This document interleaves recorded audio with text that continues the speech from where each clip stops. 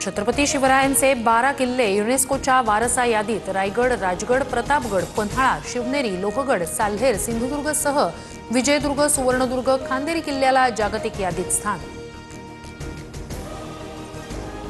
ऐतिहासिक अभिमानास्पद गौरवशाली क्षण हा टप्पा गाठण्यासाठी अनेकांचे हातभार लाभले। मुख्यमंत्री फडणवीसांकडून पंतप्रधान मोदींसह पुरातत्व विभाग आणि मंत्रिमंडळातील सहकाऱ्यांचे आभार। विधान परिषदेत आवाजी मतदानानं जनसुरक्षा विधेयक मंजूर। गदारोळानंतर विरोधकांचा सभात्याग। राज्यपालांना भेटून बिलावर सही न करण्याची विनंती करणार।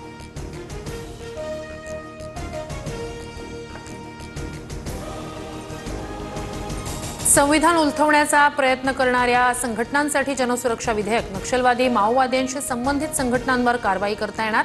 मुख्यमंत्री फडणवीसांची माहिती। हे जनसुरक्षा विधेयक नाही तर भाजप सुरक्षा विधेयक। नक्षलवादाचा उल्लेखच नाही। सरकारच्या कथनी आणि करणीत फरक। कुणालाही जेलमध्ये टाकतील। उद्धव ठाकरेंचा हल्लाबोल। शिंदेंचा 2 दिवसांआधी दिल्ली दौरा। गृहमंत्री शहांसह संरक्षण मंत्री राजनाथ सिंहांची घेतली भेट। तर मुख्यमंत्री पदासाठी शिंदेंनी पक्ष भाजपमध्ये विलीन करण्याचीही तयारी दर्शवली। राऊतांचा स्फोटक दावा।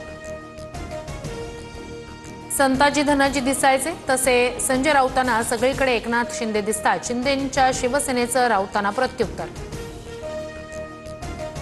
पैशांच्या बॅगेसह मंत्री संजय शिरसाट यांचा व्हिडिओ। संजय राऊतांचा दावा, मंत्री बाजूला नोटांच्या बंडलांची बॅग घेऊन बसलेत। मुख्यमंत्री फडणवीस कारवाई करणार का? राऊतांचा सवाल। सदर व्हिडिओ माझ्या बेडरूम मधला, बॅगेत कपडे आहेत। मंत्री संजय शिरसाट यांचं स्पष्टीकरण। तर राऊतांविरोधात मानहानीचा गुन्हा दाखल करण्याची तयारी। शिरसाटांची वकिलांसोबत चर्चा। आमदार निवासातील मारहाण प्रकरणी संजय गायकवाडांविरोधात अदखलपात्र गुन्ह्याची नोंद। आणखी एका व्यक्तीविरोधातही गुन्हा दाखल। पोलिसांकडून विधानसभा अध्यक्षांना माहिती कळवली जाणार। मी जाणीवपूर्वक मारहाण केली, कायदा हाती घेतला, मात्र कारवाईला घाबरत नाही। आमदार संजय गायकवाड यांची मुजोरी कायम। मुख्यमंत्री फडणवीसांची भेट घेणार असल्याची माहिती। मुंबईला भोंगेमुक्त करण्याचं काम पोलिसांनी केलंय, मात्र विचारांच्या प्रदूषणासाठी आपल्याकडे कायदा नाही। मुख्यमंत्री फडणवीसांचा संजय राऊतांना खोचक टोला। मर्सिडीजच्या आरोपांनंतर नीलम गोऱ्हे आणि उद्धव ठाकरेंमध्ये पहिल्यांदाच संवाद। ठाकरे सभागृहातून निघून जात असता तुम्ही बोलणार नाही का, असा उपसभापती गोऱ्हेंचा सवाल। तर काय उपयोग होणार आहे का? ठाकरेंचा खोचक प्रतिसवाल। सभापती महोदय, माझी विनंती आहे। मला बोलणार आहे असं वाटलं होतं। मला वाटलं बोलणार आहात। शनी मंदिर देवस्थानात 500 कोटींचा घोटाळा। आमदार सुरेश धस यांचा मोठा आरोप। तर समिती नेमली आहे, अहवालातून सर्व समोर येईल। मुख्यमंत्र्यांची स्पष्टोक्ती।